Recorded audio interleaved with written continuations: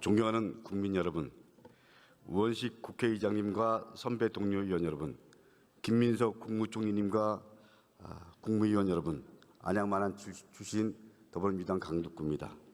국민주권정부는 대한민국을 바로 세우라는 국민의 명령을 받았습니다. 단순한 정권 교체를 넘어서 시대 교체를 이루라는 준엄한 명령입니다.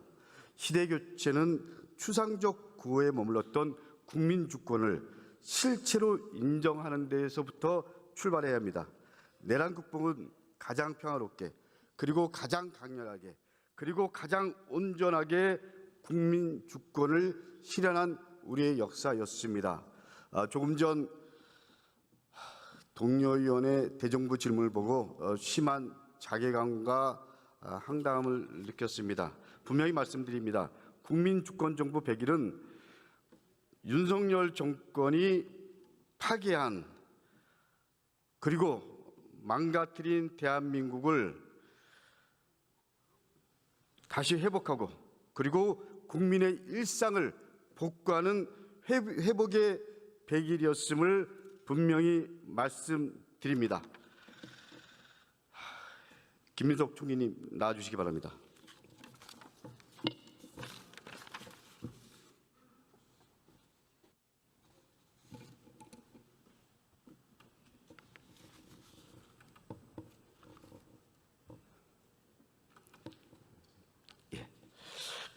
조금 전에 나경원 의원의 대정부 질문을 보고 저는 심한 자괴감을 느꼈습니다. 저런 유아적이고 유치하고 그리고 도저히 공감이 안 되는 발언과 태도를 보면서 대한민국은 여전히 내란이 진행 중이구나 이런 느낌을 받았습니다. 내란을 추종하고 그리고 윤석열을 옹호하던 세력들이 아직도 이 국회 연단에서 헌법 과 민주주의를 호도하는 말을 하고 있습니다. 총리님, 저는 내란을 철저하게 종식시켜야 대한민국의 여러 현안들을 그리고 국정 과제들을 제대로 해결할 수 있다고 생각합니다. 우리 총리님의 견해를 듣고 싶습니다. 네, 전폭적으로 공감합니다. 의원님의 질의 시간이기 때문에 다른 의원님께 대해서는 제가 굳이 더 말씀드리지 않겠습니다. 예. 우리 총리님 의원실에 걸려있는 문구가 정치는 약자의 눈으로 미래를 보는 것이다. 이런 내용이 있습니다. 저는 총리직을 수행하는 동안 그런 문구가 마음의 중심이기를 진심으로 바라고 희망합니다. 총리님, 저는 우리 세대의 가장 큰 고민은 노후 대책이라고 생각합니다. 총리님, 노후 고민 하고 계시죠? 하고 있는데 부실합니다. 총리님, 국민연금 예상 수령액이 얼마인지 아십니까? 이렇게 대놓고 공개적으로 하기는 좀 민망할 정도로 적습니다. 예, 저는 공개적으로 하면 100만 원 정도. 조금 안 됩니다. 예. 그러나 그 또한 우리 현재 상황에서는 너무 적다 이렇게 말하기 어려울 정도의 예. 우리 국민연금 상황은 그렇습니다. 예.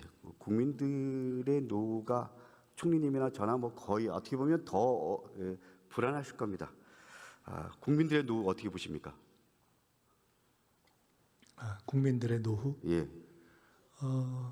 아주 큰 문제죠. 우리 현재 빈곤율도 너무 높고 연금도 제대로 정비가 안 돼 있고 사각지대도 많고 그리고 여러 가지 개혁을 해가고 있고 할 것이지만 사실은 만족스러운 그 수준으로의 개선을 바라기는 쉽지 않기 때문에 저는 연금 개혁과 함께 사실은 거주 문제 등등을 포함한 조금 다른 접근이 있어야 되지 않는가 평소에 생각하고 있습니다. 저는 여러 가지 말씀하셨지만 가장 핵심은 소득이고요. 그리고 연금이라고 생각합니다. 우리나라 노후 소득 보장 체계는 기초연금, 국민연금, 그리고 퇴직연금 이렇게 다층 구조로 되어 있는데 국민연금 평균 수급액이 얼마 정도인지 아십니까? 65세 이상. 한 45만 원, 6만 원 그 정도 수준. 제가 알기에는 약 45만 원 정도로 알고 있습니다. 그만큼 노인 빈곤율이 심각하다라는 겁니다. 그래서 노인 빈곤율과 노인 자살률이 OECD 국가 중에서 참 이거 마음이 참 무거운데요. 최악입니다. 문재인 정부에서 개선되던 노인 빈곤율 흐름은 윤석열 정부에서 다시 악화됐습니다. 연금 제도가 제대로 작동하지 않은 결과입니다. 총리님 어떻게 생각하십니까? 네, 그렇습니다. 그것뿐만이 아니라 전반적으로 전체적인 경제 상황과 함께 여러 가지 복지 혜택 등도 축소되는 시기를 겪었습니다. 그래서 국민연금을 중심으로 해서 노후소득 보장 체계를 강화하면서 부족한 연금은 퇴직연금을 통해서 보완해야 된다라는 게 전문가들의 대체적인 의견입니다. 그러나 현실은 퇴직연금 이 부분에서 퇴직급여 대상 중에 절반이 연금이 아니라 일시금으로 받고 있는 게 또한 현실입니다. 퇴직연금 가입자 중에서 제가 알기에는 약 87%가 일시금을 선택합니다. 그렇기 때문에 사실상 무늬만 연금이지 연금이 아니다 이렇게 얘기들 합니다. 300인 이상 사업장에서는 91%가 도입이 됐지만 5인 미만 사업장에서는 10%에 불과하다고 합니다. 빈틈을 메우는 방법은 퇴직연금을 의무화하는 방법, 이것이 전문가들의 일치된 의견입니다. 이재명 정부에서는 그래서 국정과제로 퇴직연금 의무화를 명시적으로 제시했습니다.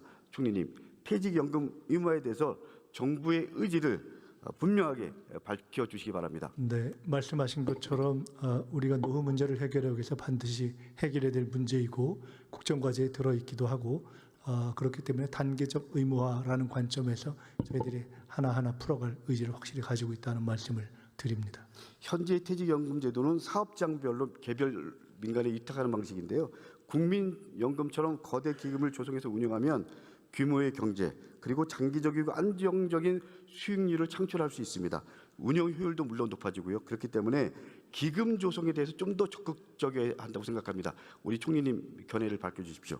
네, 그렇게 하겠습니다. 아까 단계적 의무화 말씀을 드렸는데 퇴직연금을 의무화하면 사실은 조금 취약한 사업장에 있어서 더 어려움들이 있기 때문에 이것을 전체적으로 지금 하는 데 있어서는 단계적으로 갈 수밖에 없는 재정적인 어려움이 있습니다. 해서 기금을 확대하는 문제를 저희들이 적극적으로 검토하고 있다 하는 말씀을 드립니다. 그래서 퇴직연금 의무화를 위해서 노사 등 이해 당사자 간의 적극적 사회적 대화가 필요합니다. 이 부분에 대해서 총리로서 적극적 역할을 부탁드립니다. 예, 그렇게 하겠습니다. 예, 감사합니다. 다음 고용부 장관님 좀 와주시기 바랍니다. 장관님, 퇴직연금 의무화 단계적 추진을 위해서 구체적 세부 로드맵 갖고 계시죠? 네, 준비하고 있습니다. 어떤 로드맵을 갖고 계신지 말씀해 주시기 바랍니다. 작은 사업장에 지원하고 행정적, 재정적 지원을 해서 단계적으로 의무화하는데요. 그 의무화하는 시점에 대해서는 지금 아직 특정을 하지 못하고 있는데 예를 들어서 몇 가지 법안들이 지금 제출되어 있는 걸로 알고 있습니다. 의원님도 제출한 것도 알고 있습니다. 예, 임기 내 완료할 수 있죠. 반드시 하겠습니다. 예, 중소기업, 특수고용직, 플랫폼 노동자까지 포함해서 대상을 확대하는 것은 큰 틀의 사회적 합의라고 봐도 되죠. 그렇습니다. 말씀하신 바와 같이 우리나라 노후 빈곤율을 개선하는 데 퇴직연금이 대단히 중요하다고 생각하고 또 한편으로는 체불임금을 감소시키는 데 있어서도 퇴직연금이 중요하다고 생각하고 있습니다. 그래서 노후 준비에 대한 부분들은 상대적 약자에 대한 고민도 동시에 해야 된다. 공감하시죠? 네, 공감합니다. 그 기금을 조성하면 별도의 공단을 설립해서 운영하는 방법, 그리고 국민연금공단에 이탁하는 방법, 그리고 민간 금융기관에 이탁하는 방법 등 여러 가지 방법들이 있는데 어떤 방안이 가장 효과적이라고 생각하십니까? 제일 중요한 것은 이 수탁기간, 선량한 수탁기간을 찾는 게 대단히 중요하다고 생각합니다. 많은 노동자들은 마지막 있는 노후 소득이기 때문에 안정성과 함께 수익성이 동시에 추구돼야 되는데 찾기는 쉽지 않은데 그렇기 때문에 의원님께서 말씀하신 것처럼 사회적 대화를 통해서 저 개인적으로 묻는다면 어떤 공적 기관에 수탁하는 방법이 제일 안정성과 수익성을 같이 높이지 않습니까? 예, 안정성과 수익성 그리고 못지않은 게 국민들의 신뢰를 얻는 것이 중요하다고 생각합니다. 네. 우리 모두의 미래를 위해서 퇴직연금 완전 의무화 그리고 기금화를 속도감 있게 그리고 사회적 합의를 통해서 제대로 해줄 것을 요청합니다. 네, 그렇게 하겠습니다. 계속해서 질문하겠습니다. 네. 장관님, 21세기 대한민국은 학벌 사회입니까 아니면 능력 사회입니까? 아직까지 뭐 여러 가지 학벌 지연, 학연 이런 것들이 많이 지배해 왔는데 능력 사회로 가기에는 아직 많은 난관이 있는 것 같습니다. 예, 제가 작년에 국감을 준비하면서 여론조사를 해보니까요, 여전히 85%가 학벌 사회라고 합니다. 학벌에 대한 영향력이 크다고 다들 인식하고 공감하는 거죠. 저는 작은 것부터 고쳐야 된다고 생각합니다. 채용 서류에 학력과 출신 합격 기재 금지하는 것 어떻게 생각하십니까? 근본적으로 의원님 지적에 공감합니다. 다만 특정한 연구직이라든지 그런 학위가 또 필요한 업종이 있을 수 있는데 예외적으로 지금 그런 것도 있는데 근본적으로는 학벌 차별 없는 사회로 가야 된다. 물론 연구직 같은 특정 직무 영역에서는 외적으로 학력을 요구하는 것이 불가피한 경우가 있습니다. 그러나 이 경우에도 출신 학교까지 요구하는 거는 맞지 않다고 생각합니다. 저는 그 동의합니다. 예, 그렇기 출신 학교가 때문에 아니라 학위 소지. 예, 그래서 고용정책기본법 그 채용 관련해서 학력과 출신 학교 차별은 금지되어 있는데 채용 절차 공정화 법률에는 이 부분이 학력과 출신 학교 개인정보 요구가 금지 목록에서 빠져 있습니다. 네. 이 부분에 대해서 저는 우리 장관님 말씀 그 특정 직무 영역에서는 뭐 인정하나 그러나 출신 학교까지 할 필요는 없다. 이런 부분에서 이 법안에 대해서 나름대로 예상중에 있는 것을 빨리 좀 풀어야 된다. 공감하시죠? 네, 공감하고 있습니다. 예. 저는 어떤 경우라도 출신 학교 요구와 같은 학벌 차별은 반드시 철폐해야 된다. 이게 시대 요구고 이게 국민 주권 정부가 풀어야 될 과제 중에 하나라고 생각합니다. 출신 학교보다는 능력, 직무 중심으로 채용 절차가 진행돼야 된다고 봅니다. 예. 장관님 제가 그 환노에 오기 전에 교육위에 4년 동안 있었는데 우리 사회 취업 지원은 대학생 청년들에게 집중되어 있습니다. 고졸 청년 취업 지원도 강화해야 되는데 그런 부분에 상대적으로 좀 교육부나 고용노동부에서 소홀한 감이 있었습니다. 어떻게 생각하십니까? 지적에 동의합니다. 예, 그래서 저는 고등학교 졸업자의 취업 안전 및 보장을 위한 법률을 제정하고 이 부분에 대해서 다소 입장이 좀 다를 수 있지만 고졸 취업 안전 보장원을 만들어서 맞춤형 취업 지원을 해야 된다 이렇게 생각하는데 어떻게 생각하십니까? 의원님 지적하신 대로 지금 특성화고 등 고졸 청년들도 취업이 원활하게 이루어질 수 있도록 다양한 정책들이 가미돼야 된다고 생각하고 있습니다. 제가 우리 장관님 환노위 때 여러 번 얘기했지만 저는 정치를 하면서 가장 기본적인 입장 제 원칙이 측은지심입니다. 상대적으로 우리가 약자를 좀 더 보듬고 약자를 좀 더 포용하고 그런 사회가 열린 사회고요. 그런 사회가 모두가 행복한 사회, 그런 사회가 국민 주권 정부가 나가야 될 사회라고 생각하는데 어떻게 생각하십니까? 전적으로 공감합니다. 그래서 우리 그 교육부와 또 우리 노동부가 같이 좀 의논해서 고졸 취업망 그리고 또 직업계 고등학교 학생들에 대한 좀 더 큰 틀의 관심과 제도적인 지원 가야 되는 길 아닌가요? 제가 최근에 안산에서 그 특성화고 학생들의 이야기를 담은 영화를 3학년 학기라는 영화를 봤습니다. 그 감독님 인터뷰도 봤는데요. 이 특성화고 학생들이 실습에 나갔는데 현장에 꼭 벌 받는 느낌이었다. 이런 이야기를 듣고 많은 생각을 하게 됐습니다. 그 고졸 청년들이 현장을 자기 일로 보람 있게 할 수 있도록 여러 가지 고민을 하겠습니다. 장관님, 벌 받는 느낌이었다라고 말씀하셨는데요. 저는 직업계 고등학교 학생들 그리고 이 고등학교 나왔는데 제도적 관심에서 소외된 학생들 보면 그 똑같은 마음입니다. 아마 여기 계신 우리 국회의원님들이나 또 우리 그 관료 장관분들도 똑같은 마음을 가져야 된다고 생각합니다. 그런 시선으로 그런 마음으로 우리가 공적 역할을 하는 동안 좀 더 약자에 대한 배려 가져주시기를 진심으로 바랍니다. 네. 학벌주의를 깨고 능력 중심의 공정사회, 대학을 나오지 않아도 취직이 잘 되는 사회를 만들려면 큰 틀의 구체적인 실행 로드맵 그리고 담대한 큰 틀의 정책 전환이 필요하다고 생각합니다. 그런 큰 틀의 정책 전환 만들 의향 있으십니까? 네, 국민 주권 정부 또 노동 존중 사회를 지향하는 새로운 정부의 기치에 맞게끔 고등학교만 나오더라도 좋은 직장에서 일할 수 있는 여러 가지 제도와 예산 꼭 마련하겠습니다. 그래야지 내가 굳이 대학을 안 가도 아니면 고등학교 나온 다음에 직장생활 사회생활을 하다가 필요하면 다시 대학 가고 이런 사회가 열린 사회잖아요. 저는 그게 국민 주권 정부가 나가야 될 방향이고요. 그것이 철학이 되어야 된다고 생각합니다. 그런 사회를 만드는데 함께 고민해 주시기 바랍니다. 네, 최선을 다하겠습니다. 예, 감사합니다. 우리 교육부 장관님 좀 잠깐 나와 주십시오.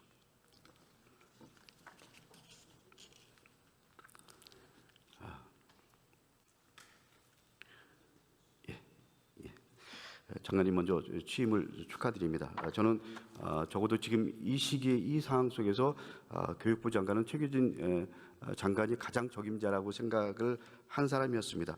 장관님 그런 입장에서 현장에 대한 이해, 특히 교사와 학생들을 마음을 잘 담아서 정책에 담아주시길 진심으로 바라고 희망합니다. 네, 노력하겠습니다. 13년째 청소년 사망 원인 1위가 뭔지 아십니까? 네, 안타깝게도 자살입니다. 하루에 한 명씩 아이들이 극단적인 선택을 하고 있답니다. 이유가 뭔지 아십니까? 여러 가지 이유가 있을 것으로 합니다. 경쟁에 지친 것도 있을 테고 친구들이든 가족이든 다양한 사회에서의 관계 속에서의 소외 이런 것도 있을 것 같고 어쨌든 사회적인 요인들이 다양하게 있다고 생각합니다. 예. 학생들 자살 총동 1위가 성적과 입시 스트레스입니다. 학생 절반이 성적 때문에 우울하다고 호소합니다. 교육이 아이들을 병들게 하는 이 현실, 이거 그대로 두실 겁니까? 지금 말씀하신 것처럼 실제로 작년 통계를 보면 학생만 하면 한 221명, 학교 밖 청소년까지 하면 370명이 넘는. 그래서 의원님께서 말씀하신 것처럼 거의 매일 한 명씩. 다시 말해서 11년 전에 있었던 세월호 사고가 준 우리에게 준 어마어마한 충격이 있는데 매년 세월호 규모의 우리 아이들이 이 다양한 이유로 죽어가고 있는 현실입니다. 그래서 어쩌면 이 문제에 관해서 여러 부처가 같이 힘을 모아야 되지만 교육부에서 가장 무거운 책임감을 가지고 이 숫자를 줄이고 없어질 때까지 가장 우선한 정책으로 해야 되지 않을까 생각합니다. 윤석열 정부는 고교 서열화를 강화했습니다. 벼랑 끝 줄 세우기 경쟁만 남았습니다. 이건 교육이 아니고요, 폭력이고 학대입니다. 바꿔야죠. 네, 경쟁 교육은 완화할 필요가 있습니다. 이제 수능과 고등학교 내신을 절대평가로 전환해야 됩니다. 이게 시대 요구라고 생각합니다. 불안과 혼란을 줄이기 위해서 단계적으로 도입해야죠. 변별력은 내신과 수능 등급 조합으로 해결될 수 있다는 게 전문가들의 대체적인 의견입니다. 절대평가 전환은 경쟁과 서열에서, 그리고 궁극적으로 그것이 공정과 존중으로의 전환입니다. 이것이 저는 큰 틀의 방향이고, 그리고 이것이 사교육비도 줄일 수 있다라고 생각합니다. 국민의 56%가 동의했고, 그리고 교육감 협의회 때 우리 장관이 포함해서 교육감들도 동의했습니다. 어떻게 생각하십니까? 네, 의원님 말씀이 공감합니다. 실제로 그저께도 저희들이 시도교육감들과 함께 고교 학점제를 어떻게 보완할 것인가 협의를 하면서도 실질적으로 이를 위해서는 대입 입시 제도의 개선이 필요한데 기본적으로 절대평가로 전환할 시기가 되었다는데 대체적으로 공감했습니다. 다만 대학 입시라든가 여러 가지를 손봐서 이게 전환하는 데에는 정말 국민적인 수의 과정과 합의 과정이 매우 필요하기 때문에 국가교육위원회와 함께 교육부가 중심이 돼서 이 문제를 최대한 의제화해서 최대한 다음 대입 개편 때까지는 준비할 수 있도록 하겠습니다. 그러니까 국민 주권 정부답게 네. 패러다임의 대전환 필요하다 인정하시죠? 네. 저는 교육의 패러다임을 근본적으로 전환해야 된다. 네. 교육은 자동차 경주가 아닙니다. 경쟁 교육의 현실을 보다 근본적으로 바꿀 수 있도록 좀 전에 말씀하신 대로 절대평가 전환만이 아니라 종합적인 대책을 만들어 주셔야 됩니다. 수고하셨습니다. 네, 노력하겠습니다. 존경하는 국민 여러분, 퇴직연금 의무화로 국민의 노후를, 그리고 학벌 차별 철폐를 넘어서 이제 공정을 절대평가 전환으로 우리 아이들의 행복을 지켜야 합니다. 이것이 평등이고, 이것이 공정이고, 이것이 희망입니다. 이것이 시대의 정신입니다. 국가의 품격은 가장 약한 자가 어떻게 대우를 받는지를 보면 알 수 있습니다. 국민주권정부는 약자의 노로 국민의 삶을 돌봐야 합니다. 국민주권정부는 사람을 살리고 미래를 살려야 됩니다. 국민주권정부와 함께 사람을 살리는 정치로 나아가기를 진심으로 바라고 희망합니다. 감사합니다.